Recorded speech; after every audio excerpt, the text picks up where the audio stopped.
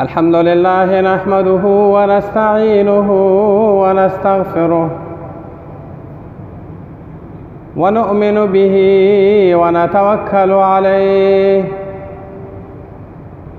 ونعوذ بالله من شرور أنفسنا ومن سيئات أعمالنا ونعوذ بالله من شرور أنفسنا ومن سيئات أعمالنا من يهده الله فلا مضل له ومن يضلل فلا هادي له ونشهد أن لا إله إلا الله وحده لا شريك له وأشهد أن محمدًا عبده ورسوله سيد المرسلين وخاتم النبيين أما بعد فأعوذ بالله من الشيطان الرجيم بسم الله الرحمن الرحيم إنا أعطيناك الكوثر فصل لربك وانحر إن شانئك هو الأبتر وقال عليه الصلاة والسلام ما عمل ابن آدم من عمل يوم النحر أحب إلى الله من إهراق الدم وإنه ليأتي يوم القيامة بقرونها وأشعارها وأزلافها وإن الدم ليقع من الله بمكان قبل أن يقع بالأرض فطيبوا بها نفسا أو كما قال عليه الصلاة والسلام إن الله وملائكته يصلون على النبي يا أيها الذين آمنوا صلوا عليه وسلموا تسليما اللهم صل على سيدنا ومولانا محمد وعلى آل سيدنا ومولانا محمد وبارك وصل وسلم عليه أما بعد عزیزان ملت قابل قدر مشرانو کشرانو اوریدونکو مسلمانان د سورہ کوثر متعلق مختصر غوندې تشریح شوی و دا هغه لسو سورتونو کې کوم چې ما تاسو ته ویلو چې آخري لسو سورتونو به مختصر غوندې ترجمه تشریح او دا چې دا تلفظ د دې صحیح شي ځکه چې عام طور د آخري سورتونه زمون ستاسو په دې مانځه کې وایو د چې کم از کم تلفظ یې صحیح وي درست وي نو کم از کم چې دا مونځ به صحیح کیږي په هغې کې سورې کوثر ته رسېدلو سورې کوثر دا د قرآن کریم د نزول په اعتبار سره 15 نمبر صورت دی دې نه مخکې 14 صورتونه هغه نازل شوي په مکه معظمه کې دا مکی صورت دی او دا د 15 نمبر دی او د قرآن کریم کې چې کم ترتیب دی نو هغې کې دا 108 نمبر دی دې نه پس چې کم دی نو هغه سره شپږ صورتونه نو 114 صورتونه برابر شي په قرآن کریم کې د 3 آیاتو نه کم صورت نشته دی 3 آیاتو باندې مشتمل صورتونه تقریبا 3 دي هغې کې دا سورې کوثر هم دی چې 3 آیاتو باندې مشتمل دی او کوثر دا نوم چې کم دی نو آلري د دې آیت د اول د دې صورت د اول آیت نه معلوم شو انا اعطیناک الکوثر کوثر نه مراد حوض کوثر هم دی او دارنګې خیر کثیر هم دی عبدالله ابن عباس رضیالله به د خیر کثیر معنا کوله او دا خیر کثیر چې کم دی نو بیا ډېر غوره په دې دی چې دا حوض کوثر د هغې یو حصه شوه خیر کثیر ټول خیرونه پکې راجمع شو یعنی خیر کثیر یو غټ مفهوم دی چې دا حوض کوثر د هغې یو حصه ده یو جز دی بیا دلته 2 خبرې دي یو چې کوم دی هغه سره حوض کوثر دی او یو نهر کوثر دی احادیثو مبارکو کې چې کوم دی دواړه راځي نو بیا سړی له غوندې کنفیوز شي چې دا نهر کوثر خو په جنت کې دی او حوض کوثر په میدان محشر کې دی اوس چې کوم دی هغه سره هغه د دې به څرنګه تطبیق کیږي چې کله د حوض کوثر تذکره یو کله د نهر کوثر د هغې تطبیق مفسرینو دا کړی دی چې دا حوض کوثر د نهر کوثر چې کوم نه هغه سره یو جز دی یو حصہ نه د جنت کې چې کوم نهر دی نهر کوثر د هغې نه چې کوم نه هغه سره یو دوه د ناوو په شکل کې هغه راځي او د وړو لختو په شکل کې او په دې حوض کوثر کې راپروزي او دا حوض کوثر بیا د محشر په دې مینځ کې وي نو چې کم چې هغه خلکو ایمان ځان سره وړي د ایمان دولت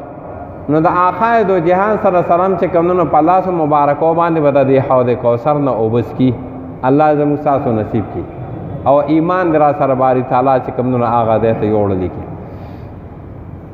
نو دغه کوثر باندې باقاعده چې کومونو هغې باندې اوبس کولی شي او تاسو سماویلي وړاندې جمعه چې هغې باندې کوم لوښي دي د هغه لوښو تعداد لکه د دې اسمان د ستورو برابر دی او د هغه وسعت او فراخي او لمبایي چوړایي داسې لکه بلا تشبیه د دې نه چې کراچۍ پورې سانه فاصله د وسعت دی دا یې لمبایي هم ده او دې چوړایي هم ده او د عامو نهرونو په شان دا په دې ځمکه کې دننه نه دی د دې اوبه د ځمکې په سطحه دی او په دې ځمکه د پاسه ورته داسې هغه بند والی شوی دی او دارنګې چې کوم نو هغه سره هغه سیډوال ورته شوی دی د ځمکې د پاسه ځمکه کې دننه نه دی بهر صورت نو په دې باندې به چې کوم نو هغه سره مؤمنان بندگان او د آقای دو جهان صلی الله علیه وسلم امتیان دا به چې کوم نو هغه سره چې ځان سره ایمان وړي او به واپس کړي شي دې ته حوض کوثر وایي نو دې صورت ته سوره کوثر وایي خو بعضې کسان به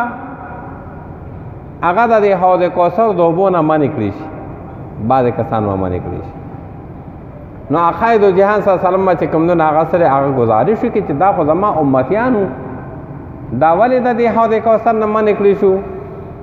نه هغې به ورته فرشتې به ورته ووایي چې تاسو ته پته نه چې ستاسو د دنیا نه تشریف وړلو نه پس دې خلکو کمې کمې کاتې کړې دي د سنتو مطابق زندگی نه ده تیره کړې ستاسو د اقوالو د افعالو د زندګۍ چې کومه نقشه وه د هغې خلاف زندگی تیره کړې ده نو د دې وجې نه دي د دې حوض کوثر نه محرومه شو نو حضور مبارک به فرمایي سحقا سحقا زر زر زما د مخې نه لرې کوي دا ډېره غټه چې کوم نه هغه سره هغه سخت موخه ده چې آقای دو جهان صلی الله علیه وسلم خفه کېږي چې هغه په دې امت باندې څانه مهربانه دی لیکن په دې موخه باندې به چې کوم نه هغه سره هغه د دې سړي دپاره وي چې دا زما د مخې لرې کې چې د ده زندګي زما نه پس چې کوم نه زما په نقش قدم نه ده تېره شوې د دې وجې نه چې کوم نه هغه سره زموږ ستاسو دپاره په دې کې دا سبق دی چې موږ د آقای دو جهان صلی الله علیه وسلم په نقش قدم باندې زندگی تیره کنو حوض کوثر به نصیب شي ورنه کنی چې کوم نه هغه سره یو سړی صرف دعوه کوي چې زه محمدي یم نو دا بې ځایه خبره ده این خیال است و محال است و جنون به هر صورت نو دا کسان به چې کوم نه هغه سره د حوض کوثر نه محرومه کړي شي بیا په دې حوض کوثر به د آقای دو جهان سره بعضې کسان دا نږدې ولاړي ترمذي شریف حدیث هو صاحبایا علی النهر او دو ملګري د آقای دو جهان ساسان دا هم په دې حوض کوثر ولاړي یو ښي طرف ته یو ګس طرف ته حضرت ابوبکر صدیق راته و حضرت عمر فاروق نه و چونکې د دې زندګي د حضور علیه السلام سره یو ځای تېره شوې ده حضر و سفر کې او د هغې چې کوم نو هغه سره خاص ملګري وو د دې وجې نه په دې حوض کوثر باندې به هم دوی ورسره ولاړ وي او دارنګې چې کوم نو هغه سره اوبه به باقاعده تقسیموي دا شرافت بدی ته ملوي نو به هر صورت دلته د کوثر تذکره ورپسې ما تاسو ویلو چې دلته مخې ته قرباني دا موږ د قربانۍ موضوع پسې ځو نو فصل لربک وانحر نو باری تعالی آقای دو جهان سزم فرمایي چې حوض کوثر او نهر کوثر دا مې درته درکو او دارنګې یا خیر کثیر مې درته درکو نو دا ډېر عظیم نعمت ته او دا ډېر غټ منقبت دی او دا ډېر لوی مقام دی نو د دې مقام دا ملاوېدو په نتیجه کې بطور شکریه څه چې کوم نو پکار دي بطور شکریه نو هغه بطور شکریه څه پکار دي باری تعالی د هغې انتخاب په خپله وکړه چې بطور شکریه د دې غټ نعمت په بدل کې ته څه کول غواړې نو هغه یو جسمانی عبادت دی او یو مالی عبادت دی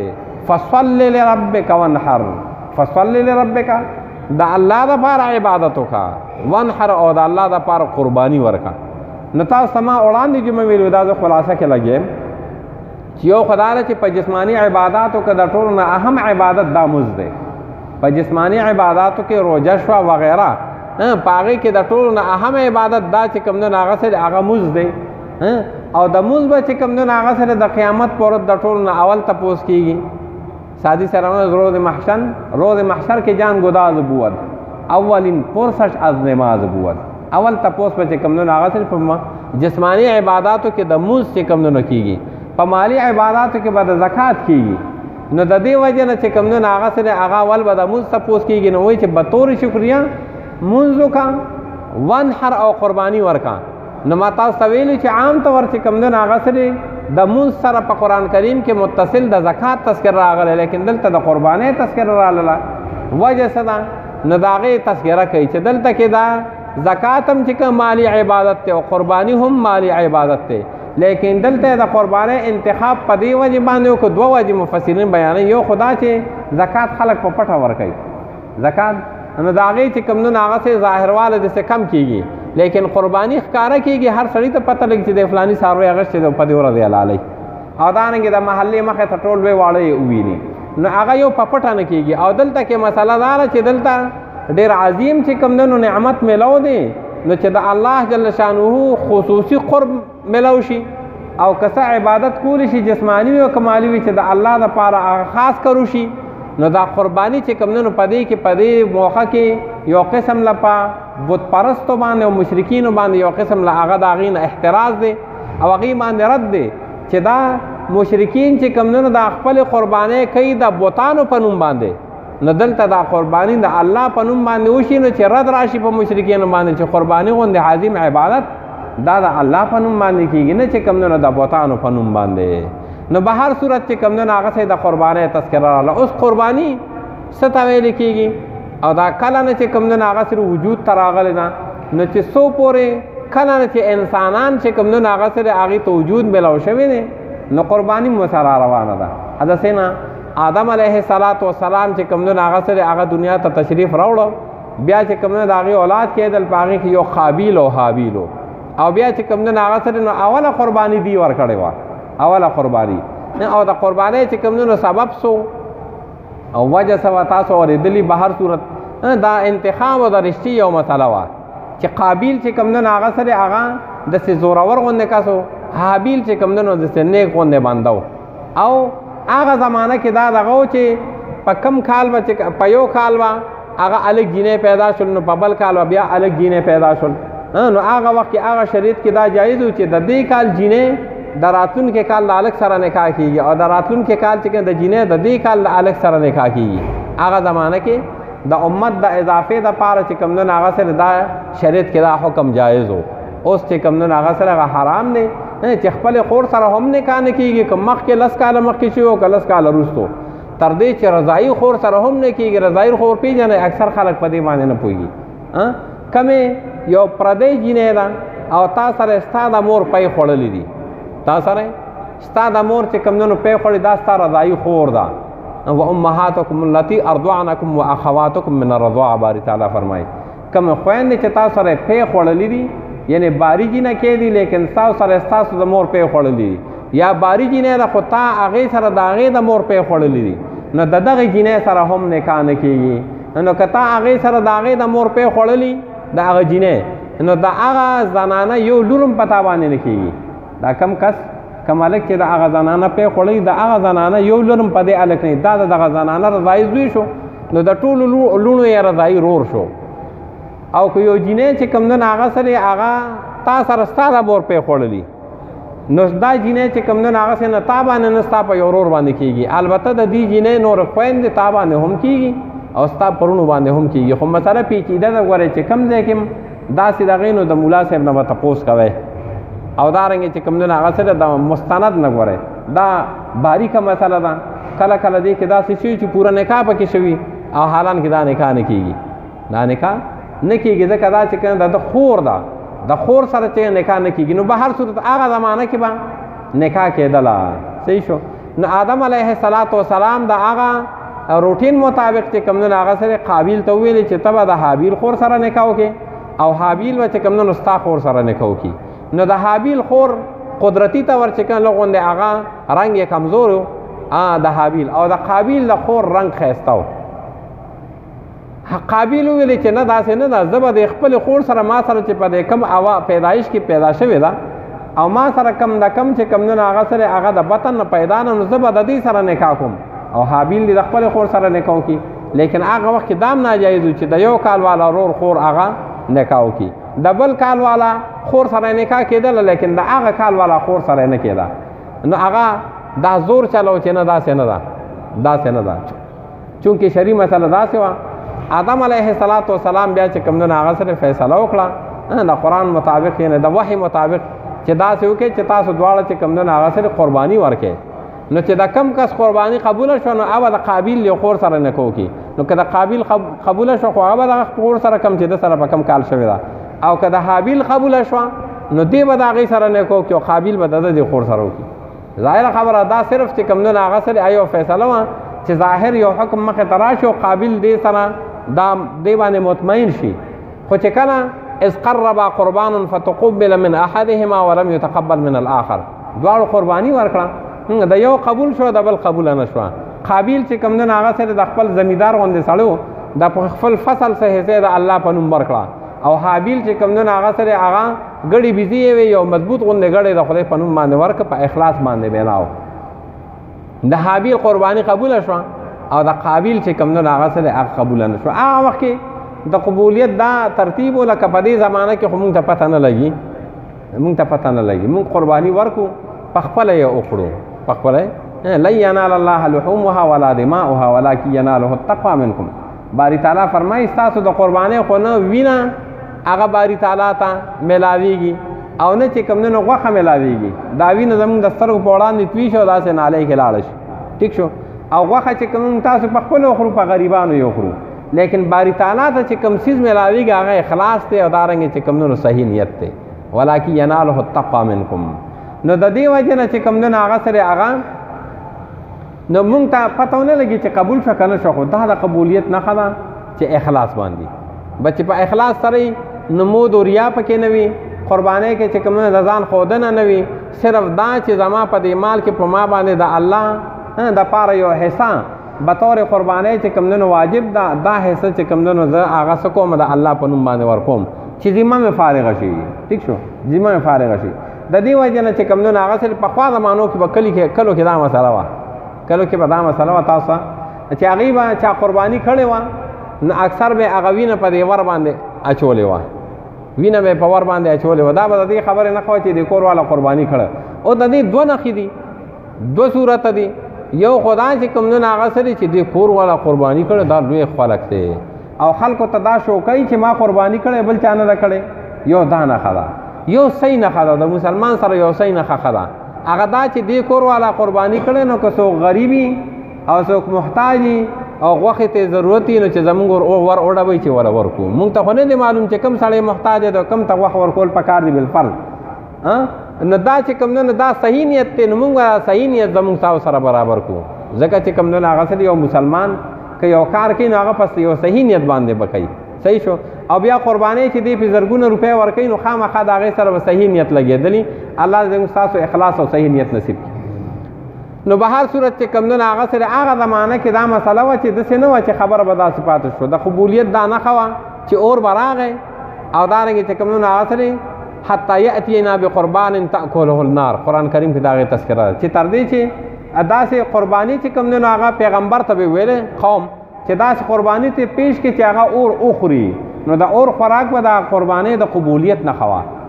د قربانۍ د قبولیت. نو دغه وخت کې هم دا نښه وه چې د چا قرباني اور هغه وخوري، یعنې اوس وضع ختمې کړي نو دا به قبوله وه. او که دا اور به هغې ته اسم ونه ویلې اړو ټچ به یې نه کړه نو به د نه قبولیت نښه وه. دا خو براه راست چې سړي ته خپله نتیجه ملو شي، ډېر ګران کار دی. دا موږ تاسو باندې باري تعالی ډېرې غټې پردې چولي دي چې زموږ ستاسو په هغه وخت باندې فیصله نه کېږي چې د قرباني قبوله نه شوه، ډېره غټه خبره. به هر صورت باری تعالی زموږ ستاسو قربانۍ قبولې کړي، کومې چې شوي دي او کوم راتلونکي اختر کې چې کوم دونه هغه سره هغه کوونکي حضرات دي هغې د خدای قبول کړي، چې کوم اراده لري توفیق یې نشته دی باری تعالی ورته توفیق او طاقت ورکړي. به هر صورت اور راغی دارنګې چې کوم دونه هغه سره د حابیل قرباني یې وخوړله، د قابیل چې کوم د غلې په شکل کې هغه داسې پاتې شو. نو معلومات شو چې یاره د حابیل قرباني قبوله شو، د قابیل غرض شوه. نو څه مطلب حابیل به اوس د قابیل د خور سره نکاح کوي، لیکن بیا هم چې کوم نه هغه سره قابیل به زد او چې نه داسې نه ده، زه دا نه منم رو لګېد او دارنګې چې کوم نه هغه سره حابیل یې هغه ووجه شهید یې کړ. شهیدې کا ورته وایي چې زه انی اريد ان اقتلک زه اراده لرم چې تا قتل کم دی ورته چې ته کما قتلې ستا خپل کار دی خو زه تا سره هېڅ چیړچاړ نه کوم ځکه زه د الله نه یریږم انی اخاف الله زه د الله نه یریږم بهر صورت عقاید و جهان سم فرمایي دا حدیث مبارک دی چې یو سړی د یو بد کار افتتاح وکړي بد د ګناه د کار نو وروستو چې سانم خلک د ګناه کارونه کوي د دې اول بنیادي ښودونکې حصه پکې ده او که یو سړی د یو نیک کار ابتدا وکړي او پهل وکړي نو وروستو چې سانم خلک هغه نیک کار کوي په هغه طریقو نهج باندې نو د دې اول بنیادي ښودونکې چې کوم نو پکې برخه ده په نیکۍ کې نو چونکې قابیل اول قتل کړو نو د دې وجې نه وروستو چې سانم قاتلان راځي او ناحقه قتل کوي نو د قابیل په برخه کې د دې نه هم څه ګناه ورځي د ده خو خپله ګناه ده لیکن چونکې بنیاد هغې ښودی او د دې وجې نه هغه ته هم چې کوم نو په ګناه کې څه برخه ملاویږي حدیث مبارک راځي من سن سنة حسنة فله اجرها واجر من عمل بها ومن سن سنة سیئة فله وزرها ووزر من عمل بها ٹھیک شو یو سړی د یو بد کار چې کوم نه پهل وکړي نو څونه کسانم چې دا بد کار کوي خدای دې نه کړي یو سړی سینما جوړه کړي نو څو پورې چې دا سینما یو خلک پکې چې کوم نه هغه سره دا غلط کارونه ګوري نو دا کم چې جوړونکي د ګناه عزت ملاویږي دا چې کم کتونکي د خپله ګناه ملاویږي هغې کې څه کمې نه راځي لیکن چې کم بنیادي ښودونکي دی هغه ته هم په دې کې څه برخه ملاویږي او که یو سړي د یو جومات د یو مدرسې د یو نیک کار چې کوم دی نو هغه سره افتتاح وکړه نو چې سانه پورې دا کار جاري وي نو دغه رنګې ده ته چې کوم دی نو پکې حصه ملاویږي حدیث مبارک کې راځي الدال علی الخیر کفاعله یو سړي د یو نیک کار چې کوم دی نو هغه سره هغه رهنمایي وکړه د چا یو سړي جومات ته راوباله یو سړي ته چې کوم دی نو د یو نیک کار رهنمایي وکړه لکه دا تبلیغیان صاحبان حضرات ټیک شو مونږ تاسو یو صحیح لارې ته راولي رهنمایي هم کوي منځونه راته صحیح کوي خو خوشحاله که صحیح شو که نه خشته خشتګیري چې کوم دی نو هغه سره هغه باقاعده چې کوم دی نو هغه سړی پرېږدي سنتو ته برابر شي زندگی د سنت مطابق چې کوم دی نو هغه سره جوړه شي دغه رهنمایي زموږ کوي د دې وجې نه چې کوم دی نو هغه سره که د دې په دې آواز باندې څوک راپاڅېدو که راپانسېدو خو دوی ته ثواب ملاویږي او چې راپاڅي نو بیا خو ډېر ثواب ملاویږي چې راپاڅي نو بیا ورته نورم چې کوم دی نو هغه سره هغه ثواب ملاویږي په هر صورت نو خبره مې دا کوله چې د دې وجې نه چې کوم دی نو هغه چې د غلط دغه هغه پهلو بیا په دویم دغه کې چې مونږ تاسو د چا هغه چې کوم دی په نقش قدم باندې ځو او مونږ د چا چې کوم دی نو هغه سره سیرت هم نه وو هغه د حضرت ابراهیم علیه السلام ابراهیم علیه السلام چې کوم دی نو مختصر غوندې د خپل زوی حضرت سیدنا اسماعیل علیه السلام قرباني ورکوله نو الله جل شانه د هغې اخلاص او دارنګې چې کوم دی نو هغه د زړه د کومې نه هغه نیت او اراده قبوله کړه نو د دې وجې نه چې کوم دی نو هغه سره هغه بیا د هغې په بدل کې یو ګډ راغی هغه قرباني شو وفدیناه بذبح عظیم دا قربانی چې کوم نه هغه سره وترکنا علیه فی الاخرین دا قربانی بیا داسې پاتې شوه تسلسل سره قیامت پورې چې کوم نه هغه سره دا قربانی پاتې ده او د دې قربانی تعلق دار تیم صرف د حج سره نه دی یو بل مسله وضاحت درته کوم یو حج کې چې کومه قربانی کیږي هغه د حج قربانی ده دا تاسو مونږ کوو دا چې کوم نه د اختر قربانی ده یو د اختر قربانی یو د حج قربانی د حج قربانی چې کوم نه هغه سره د حج په نتیجه کې کیږي یو سړی د دې ځای نه لاړو او دارنګې چې کوم نه په دې یو سفر کې دوه عبادت وکړه څه وکړه یو یې عمره وکړه او یو یې حج وکړه نو که دا عمره او حج په مختلف نیتونو سره یې کړي نو دې ته حج تمتع وایي دې ته څه وایي حج تمتع وایي او که دا عمره او نیت یې په یو نیت باندې کړي حج او عمره په یو نیت کړي اللهم انی اريد الحج والعمره فيسرهما لي وتقبلهما مني دلته کې د میقات نه چې کوم نه هغه د دواړو نیتو کو دې ته حج قران وایي او دې سړي ته حاجي قارن وایي دا ډېر ګران دی مشکل دی ځکه چې دی د دې میقات نه چې کوم احرام کې روان شو بس دا احرام به تر د حج د آخري ورځې پورې دا احرام به نه کولاوي بدلول را بدلولی شي لیکن دی به تر هغه وخته پورې په احرام کې دلته خو په تمتع کې خو چې ته لاړې عمره دې وکړه بس بیا ګرځه مزې کوه بیا به ساده جامې چولې دې کې ساده جامې بیا نه شی چولې ګنډلې شوې جامې تر د حج د آخري ورځې پورې به دقسې په دې احرام کې ګرځې دا ډېر مشکل کار دی نو د دې وجې نه چې کوم نه دا دواړه په دې یو سفر کې دوه عبادته کول دي د دې وجې نه باری تعالی چې کوم نه هغه فرمایي چې بطور شکر استور کسانه عظیم کار دی وکړه نو بطور شکریه چې کوم نه هغه سره هغه څه ورکړه څه قرباني نو هغه دې ته دم شکر وایي. نو د تمتع په نتیجه کې هم قرباني ورکول شي او د قران په نتیجه کې هم قرباني ورکول شي. نو دغه قرباني دا حج قرباني ده. او یو ته حج افراد وي. حج افراد دې ته وي چې یو سړی د دې نه روان شو صرف د حج نیت وکړو صرف ٹھیک شو. چونکې زمونږ ستاسو وطنونه لري دي نو داسې مشکله ده چې سړی صرف د حج نیت وکړي ځکه چې کوم دا نه ډېرې پیسې ولګوي نو هغه خامخا عمره کوي ورپسې حج کوي. او قران ډېر مشکل کېږي. قران چې کوم هغه سره چې کله یو سړی ته خدای پاک هغه نصیب ورکړو د صحت ته بالکل یو 3 سالو دی نږدې لاړ شي نه دا سړی که د قران نیت وکړي نو ضربت فارغ شي ورته به په مختصر لګي او دارنګې په دې لږ وخت کې به ډېر غټ عبادت هغه باری تعالی ورته توفیق ورکړي. خو چونکې دلته کې د دې ځای نه خلک هغه وختي لیږلی شي نو 40-45 دن چې کوم په یو احرام کې دا ډېر ګران کار دی. بیا د احرام سره هغه ډېر چې کوم هغه سره ډېر زیات آداب دي هغه سرته نشي رسولی. د دې وجې نه دا مشکل دی. به هر صورت او دا مونږ تاسو چې کوم کوو دا د اختر قرباني ده او داسې دا خبره هم بې ځایه چې یو سړی وي چې صرف د حج کې قرباني پکار ده دې نه علاوه بل دی کې نشي کولی داسې دی نه. عقاید جهان سره متعلق راځي. اقام رسول الله صلی الله بالمدینه 10 یضحي. عقاید جهان سره په مدینه منوره کې 10 کاله زندگی تېره کړه او دا 10 کاله مدینه منوره کې قرباني کوله. مدینه منوره کې چې سړی قرباني کوي د حج قرباني ده خو د حج نه ده که نه خو د اختر قرباني د حج قرباني خلک هلته حج کې او حرم کې کوي. پته ولګېده چې د حج قرباني ځان له ده او دارنګې د اختر قرباني چې کوم هغه سره هغه ځان له ده. بیا د دې قربانۍ لپاره چې کوم خاص شرایط دي ما خو ځان سره ډېر شي لیکلو خو ده ټایم خو زمونږ برابر شو. به هر صورت یو خدا چې کم از کم چې کوم اخلاص سره ځکه چې یو سړی چې کوم هغه په دې موخه کې پیسې ورکوي باری تعالی توفیق ورکړه همت یې ورته ورکړه او دارنګې چې کوم هغه سره هغه او قربانۍ ته اراده وکړه نو کم از کم چې بیا په اخلاص سره او ښه نښه څاروي والي عمده په اعتبار د قیمت سره هم وي عمده په اعتبار چې کوم د غوښې سره هم وي. ټیک شو. د دې وجې نه فرمایي چې که بالفرض والتقدیر یو موقع کې چې کوم هغه سره هغه محتاجان زیات دي ضرورتمند خلک زیات دي چې زیاتو خلکو ته غوښه ورکړي شي نو بیا په داسې صورت کې د صرف څاروي چې انتخاب پکار دی. او که ضرورتمند کمی نو بیا چې کوم هغه سره هغه د قیمتي څاروي انتخاب پکار دی چې قیمتداري که غوښه پکې کمه وي خو چې هغه سره هغه قیمتداري نو هغه چې کوم هغه غوره دی. به هر صورت د صورت چې کوم مقصود خو هغه کوم چې ما مخکې درته وویلې خو د نهر تذکره پکې را 2 لفظ دي یو نهر دی او دارنګ یو ذبح ده. عام څاروو کې غوا میخه چیلې ګډه دی کې ذبح کېږي دا د حلقوم سره دې سره چې کوم هغه سره حلالول شي. او دلته کې نهر تذکره راغلی چې عربو کې عام طور هغه اوښان حلالول شي. اوښانو کې نهر کېږي. نهر دې ته وایي چې دا مخکې خپې ولا وتړو په ولاړه په نیزه باندې دقه ځای کې ووایي دې ځای کې دې مرۍ سره نږدې ووایي دې ته نهر ویلی کېږي. بچې هغه وایي تاسو موجوده وخت کې به کتلي نو به هر صورت په اوښانو کې نهر دی او دارنګې په عامو څاروو کې ذبح ده. ذبح کې بیا 2 خبرې دي یو چې کوم تحت العقده ده یو فوق العقده ده. دا دې ځای کې دا غوټه نه ده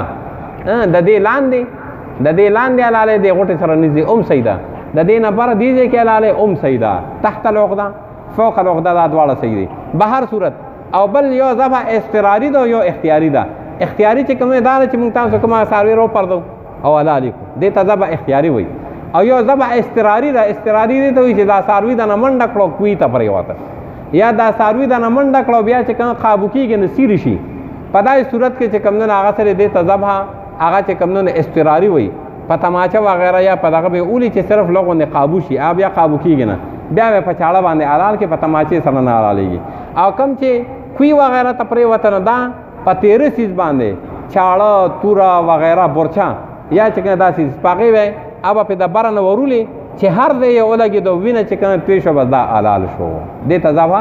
اضطراري وایي. او ذبح اختیاري کې به خامخا دا څلور چې کوم رګونه کټ کې څلور یو د سا والا یو د اوبو والا یو د سیډونو یو رګ دی خو یو دی خو دا څلور رګونه به کټ کې دي. څلورو کې کم از کم 3 د کټ کوم صحیح ده خو که 2 کټ شو 2 پاتې شو نو بیا چې کوم هغه څه دی ته هغه حلاله نه وایي دا بیا هغه حلاله نه شو. به هر صورت الله دې زمونږ دا راتلونکي عبادت دقسې په ذوق و شوق سره او همت سره چې کوم نه هغه سره او طاقت سره هغه قبول هم کی توفیق مراتب باری تعالی راکی او دانګ اخلاص باری تعالی نصیب کی واخر دعوانا الحمدلله رب العالمین.